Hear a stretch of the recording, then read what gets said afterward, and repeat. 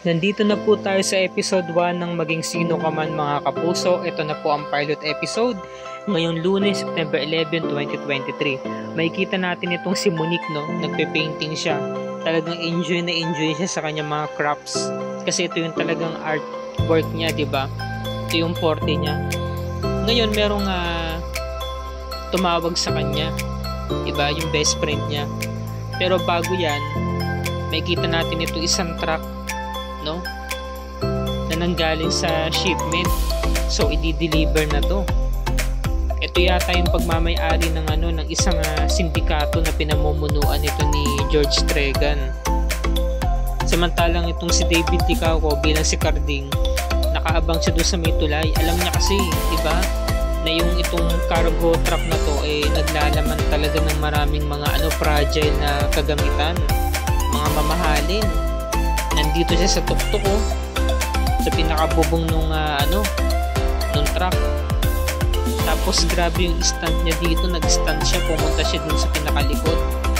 Nakalock, di ba? May malaking padlock, so naka-ready siya. Meron siyang dalang martilyo.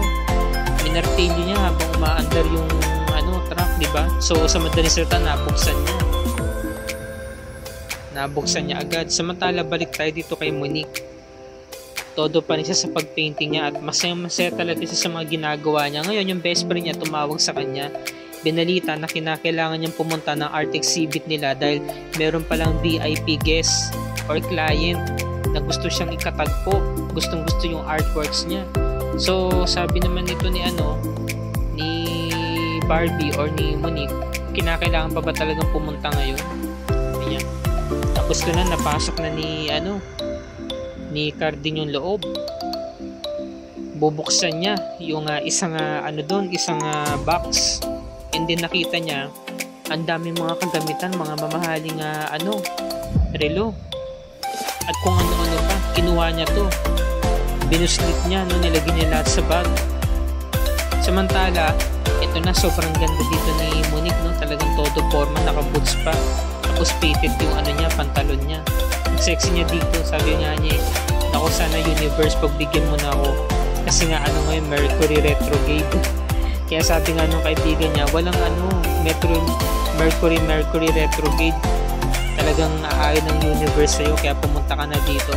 So sa madaling salita, bumiyahin na siya. Ngayon nagkaroon ng entrapment, no, na raid, at nahuli itong si Carding ng mga tauhan ni George Tregan sa pamumuno nito ni Jonas, yung karakter ni Antonio Aquitania.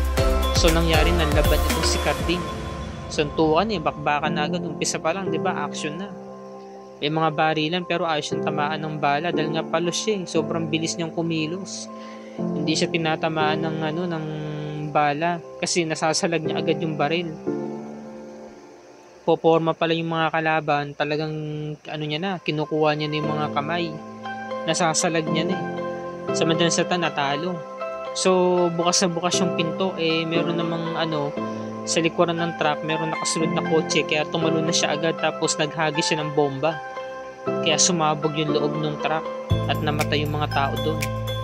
Sumampa siya sa may kotse, kuminto bigla yung kotse. Yung ginawa niya, tumakbo siya. Nakita siya ni George Tregan. Sabi ni George Tregan, habulin nyo, magnanakaw na yun. Sabi, no? So hindi niya kailangang patayin. Kailangan talaga mahabol lang siya, makuha lang siya para mabawi yung mga ninakaw. So ang ginawa, pumunta siya rito sa iskinita. Ang ganda nito yung eksena ng mga kapuso, no? Nandiyan siya sa iskinita, talagang yung mga kalaban nakamotor ang tutulin. Yung mga tao, yung mga residente sa squatter area, talagang nagkagulo kasi sobrang kitid ng daanan. Biglang pinasok yung motor, sige, tago. Nagagawa niya ng paraan salubong sila nung rider, binugbog niya. Tapos kukunin niya na sana yung motor kasi may mga dumating para mas mapadali. Kaya nangyari, nagtago na naman siya. Tago. Diyan sa may sulok, meron siyang daladalang tubo. Sa lubong din yan, kawawa Ayan, tumba. Tapos meron dalang baril, hinagisan niya ng tubo. Bigla na siya nagtago. Yan, Grabe yung fighting scenes dito mga kapuso, no? Talagang na gawa ni David Licauco yung character niya as Carding, 'di ba? Na portray niya ng maayos. Nabigyan nila ng justice kumbaga yung characters nila, kaya great job. Sobrang galing. Pahanga ako dito sa first episode. And then nung paglabas niya, salubong sila ni ni Monique. Pagka malas-malas nga naman. Sabi niya, "Sino ka?" Napahinto pa nga siya, napabreak siya agad kasi muntikan niya na masagasaan si Carding. No choice si Carding, kailangan niya ng motor para makatakas siya, di ba? So nangyari, pinababa niya si pinusod niya si Monique at siya magdadrive. Sabi, teka. Hindi na ako niya yung motor. Tapos yung lalaki, babarilin na sana si Carding. Inawat siya, sabi, kinakailangan natin siyang buhay, di ba? Kasi kinakailangan makuha yung mga bagay At mukhang ipapabugbog yata siya, kaya ganun. So, ang ganda nito eksena to, habulan na sa may tulay, di ba? Now, tuloy ng takbo. Ang haba ng tulay. Ito yung yung tulay sa parang papuntang Binondo. Diba ito yun sa Maynila. Ayan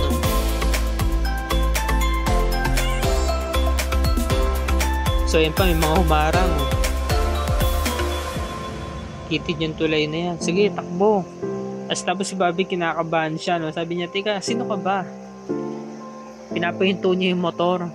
Tapos natatakot siya kasi may mga humahabol sa kanila. Ang dami ng mga humahabol sa kanila, mga nakamotor din. Kaya alam niya, mas tao tong si Carding.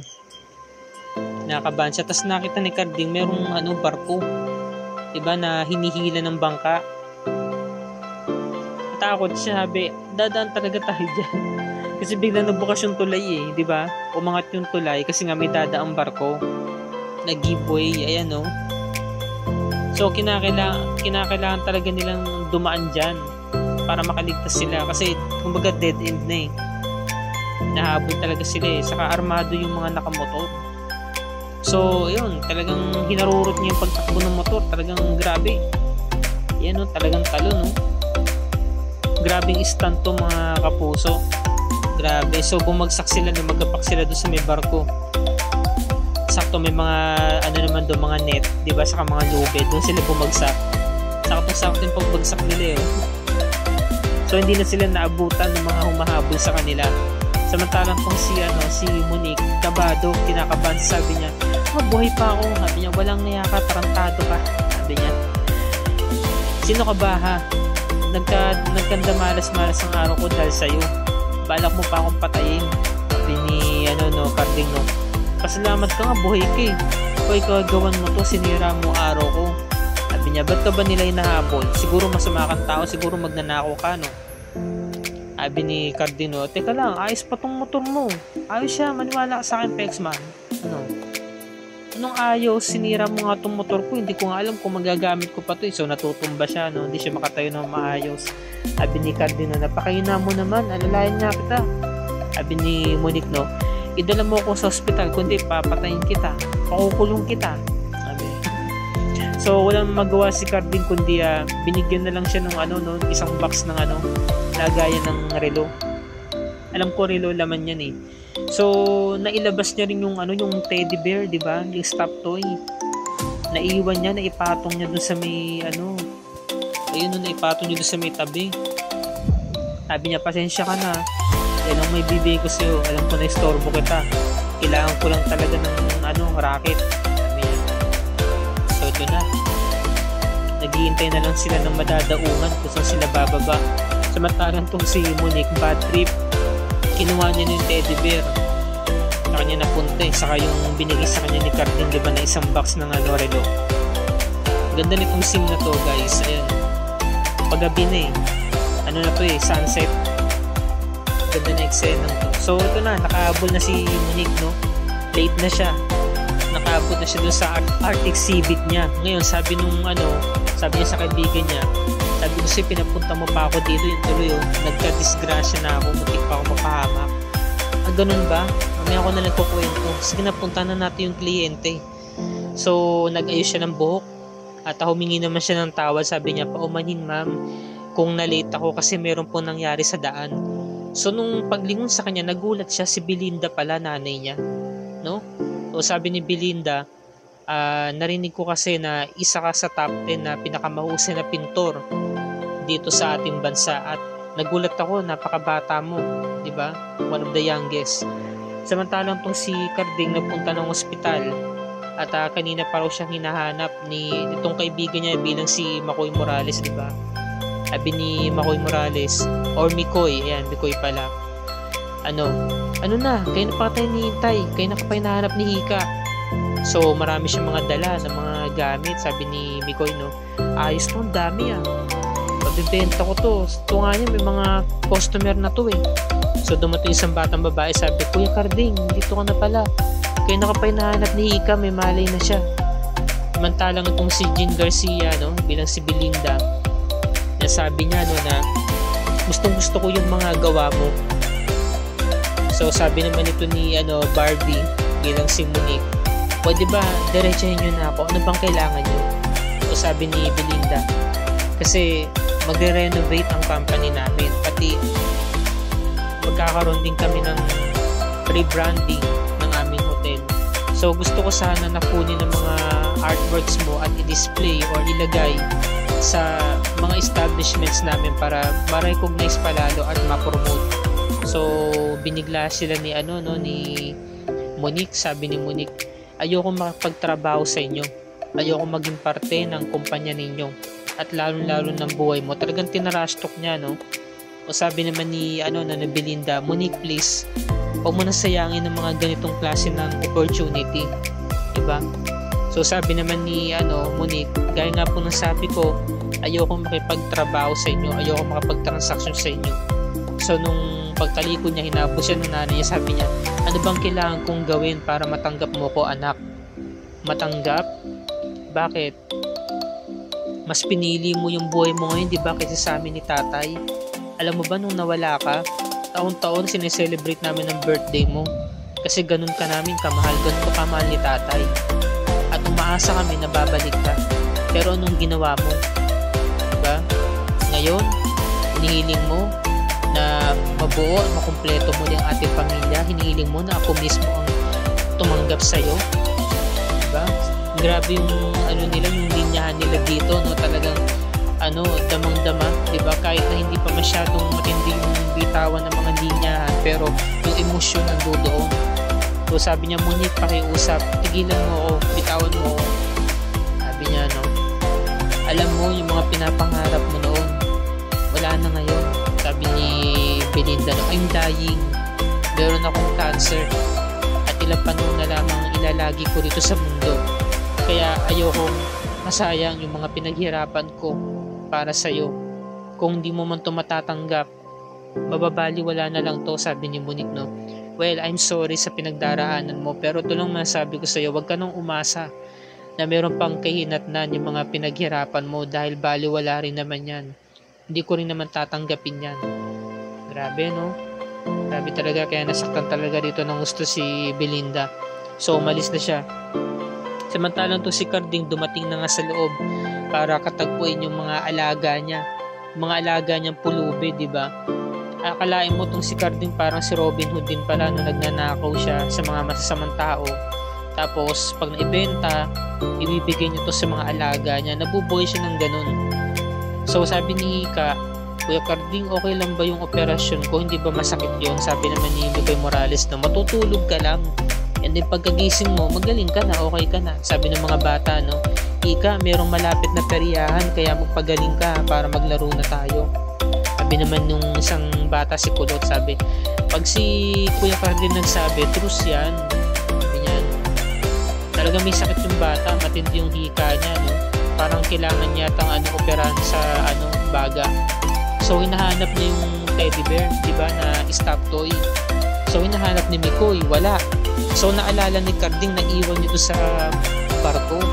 Maaring nakuha nga ito nung babae, yung dalagang nakamit niya, si Monique na.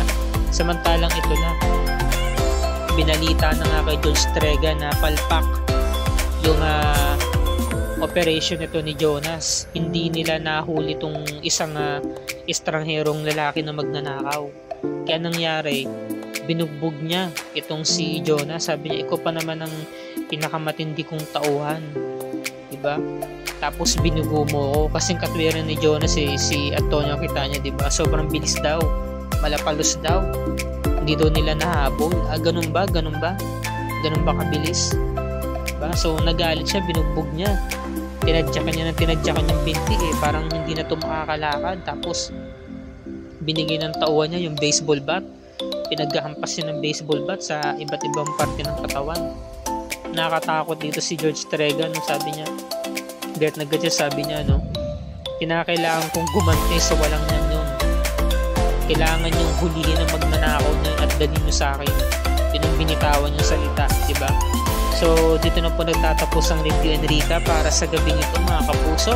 Bukas na bukas, abangan natin ang muling pagtatagpo at pagkukrus ng landas nito ni Monique sa kanilang ring. Yan ang dapat natin pakatutukan. Saka itong asawa ni Belinda nagagalit kasi ang hiling sa kanya nito ni Belinda bago ito mamatay, diba?